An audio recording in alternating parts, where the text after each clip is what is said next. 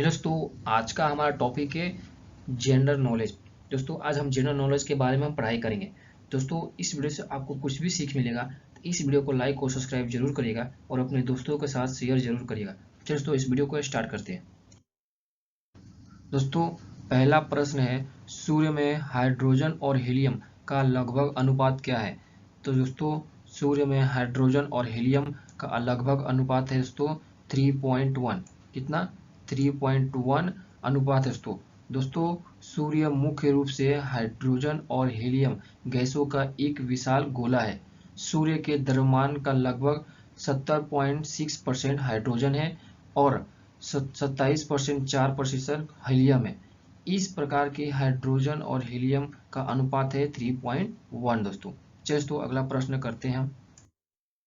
अगला प्रश्न है दोस्तों, निम्नलिखित में से किस खगोलिक पिंड को उल्का के रूप में जाना जाता है? दोस्तों इसका आंसर है उल्का पिंड। क्या है? उल्का पिंड है दोस्तों। दोस्तों आप देखे होंगे पृथ्वी पर तारा टूटते हुए, तो जो तारा टूटता है उसको ही उल्का पिंड बोलते हैं दोस्तों। चलिए दोस्तों अगला प्रश्न करते हैं हम। अगला प्रश्न है, किस देश का यूरोप के काटपीट के नाम से जाना जाता है? किसके नाम से? यूरोप के काटपीट के नाम से जाना जाता है दोस्तों। दोस्तों इसका सही आंसर है बेल्जियम। किसको? बेल्जियम को काटपीट के नाम से जाना जाता है। ये इसलिए जाना जाता है दोस्तों कि हमारे भारत देश में हरियाणा कुरुक्षेत्र है। कुरुक्षेत्र पे बहुत सी लड़ाइयाँ हुई है। वैसे ही एक यूरोप का ये देश है जहाँ पे बहुत ही ज़्यादा लड़ाइयाँ हुई है, तो इसके लिए इसको काटपीट के नाम से जाना जाता है। किसको? बेल्जियम को दोस्तों। चलिए तो अगला प्रश्न करते हैं हम। अगला प्रश्न है दोस्तों कि गोबी, कालाहारी, अटाकामा, सहारा ये क्या है? तो दोस्तों ये सब मरुस्थल है। क्या है? मरुस्थल है। और दोस्तों मरुस्थल में बहुत ही कम वर्षा होती है, तो इसके लिए यहाँ पर रेगिस्तान बहुत ज़्यादा होता है दोस्तों। चलिए तो अगला प्रश्न करते हैं हम। अगला प्रश्न है दोस्तों कि तोरा बोरा की पहाड़ियाँ कहाँ स्थित है? दोस्तों तोरा बोरा की पहाड़ियाँ अफगानिस्तान के पूर्व इलाके में स्थित है। कहाँ? अफगानिस्तान में स्थित है दोस्तों। चलिए दोस्तों अगला प्रश्न सॉल्व करते हैं हम। अगला प्रश्न है दोस्तों कि उच्च तापमान और वैश्वीकरण के कारण किस प्रकार की मिट्टी विकसित होती है?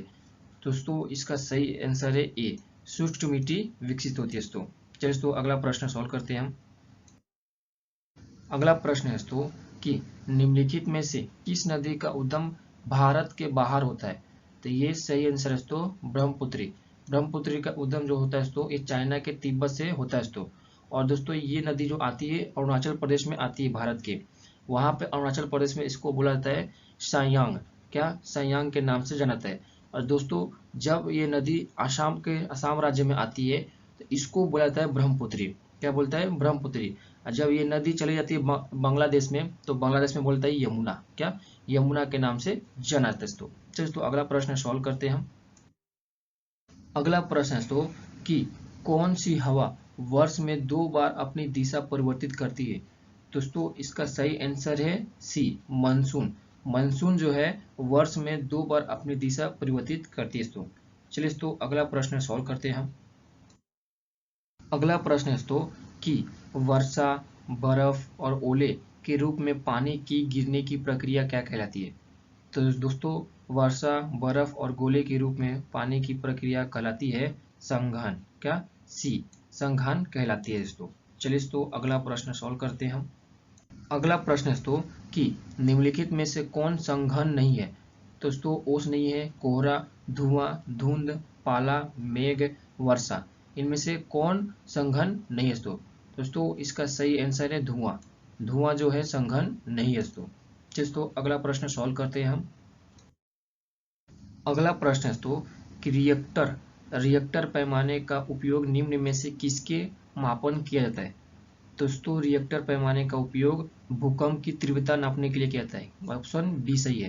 क्या नापने के लिए? भूकंप की तीव्रता नापने के लिए यह उपयोग किया जाता है दोस्तों। दोस्तों अगला प्रश्न सॉल्व करते हैं हम। अगला प्रश्न है दोस्तों कि निम्न में से किस फसल को प्रति हेक्टेयर यार्ड अधिकतम जल की आवश्यकता होती है? दोस्तों इसका सही आंसर है ऑप्शन ए, गन्ना को अधिकतम जल की आवश्यकता होती है दोस्तों। चलिए दोस्तों अगला प्रश्न सॉल्व करते हैं हम।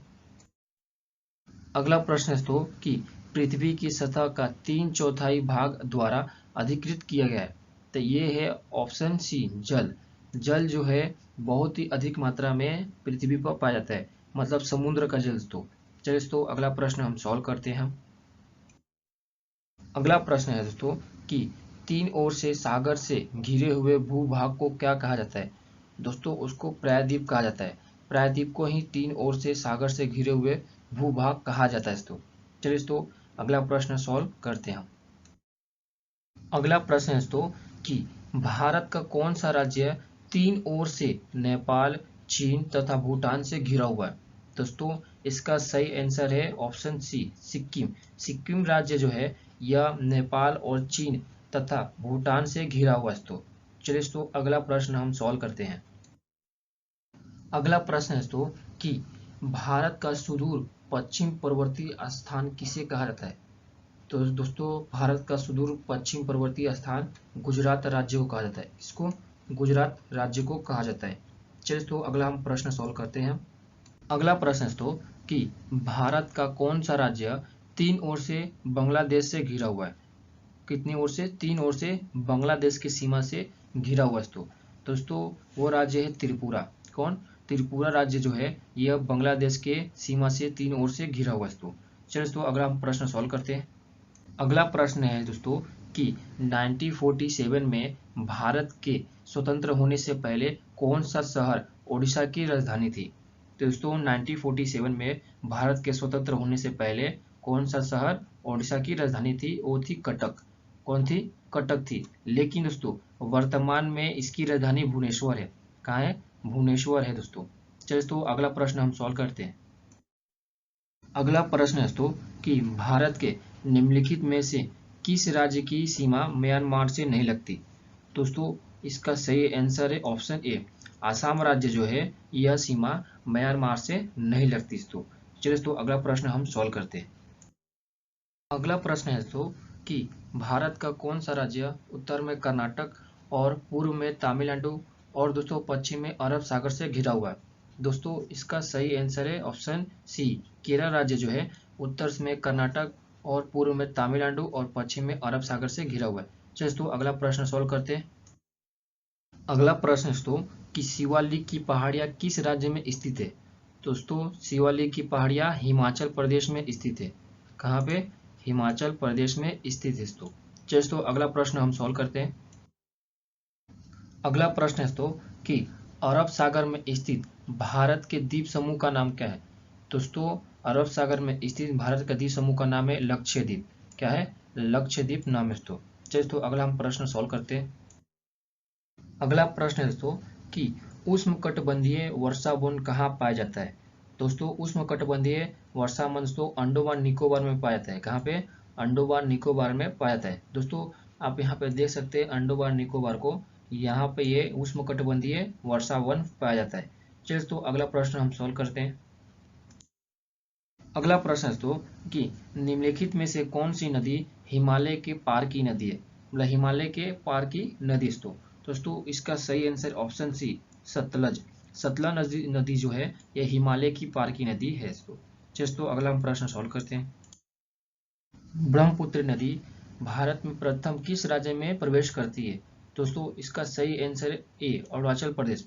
अरुणाचल प्रदेश में राज्य में जब भारत की ब्रह्मपुत्र नदी आती है तो सयांग के नाम से जानी जाती है। किसके नाम से? सयांग के नाम से जानी जाती है। जब ये नदी असम राज्य में आती है तब ब्रह्मपुत्र की नदी से जानी जाती है। चलिए तो अगला प्रश्न हम सॉल्व करते हैं। दोस्तों अगला प्रश्न है रेलवे डिब्बों का निर्माण कहाँ होता है। दोस्तों रेलवे डिब्बों का निर्माण होता है पेराम्बूर। कहाँ? पेराम्बूर में होता है दोस्तों। चलिए तो अगला प्रश्न हम सॉल्व करते हैं।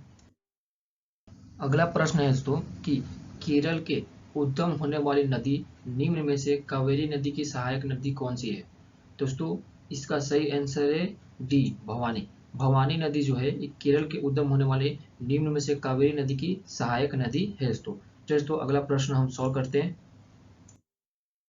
अगला प्रश्न हम सॉल्व करते हैं दोस्तों कि चंबल नदी किन राज्यों से होकर जाती है। दोस्तों चंबल नदी जो है ये उत्तर प्रदेश, मध्य प्रदेश और राजस्थान राज्य से होकर जाती है। मतलब ऑप्शन सी सही है। क्या है? ऑप्शन सी सही है। चलिए दोस्तों अगला हम प्रश्न सॉल्व करते हैं। अगला प्रश्न है दोस्तों कि महानदी का प्रमुख भाग किस राज्य में है। दोस्तों इसका सही आंसर है ऑप्शन सी, ओडिशा में। कहाँ पे? ओडिशा में महानदी का प्रमुख भाग है दोस्तों। चलिए दोस्तों अगला हम प्रश्न सॉल्व करते हैं। अगला प्रश्न है दोस्तों कि सरदार सरोवर परियोजना में निम्नलिखित राज्यों में से किसको लाभ मिलता है?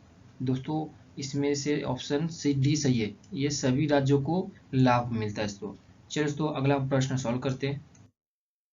अगला प्रश्न सॉल्व करते हैं दोस्तों निम्नलिखित में से कौन सी झील अपने स्थान की दृष्टि से असंगत है?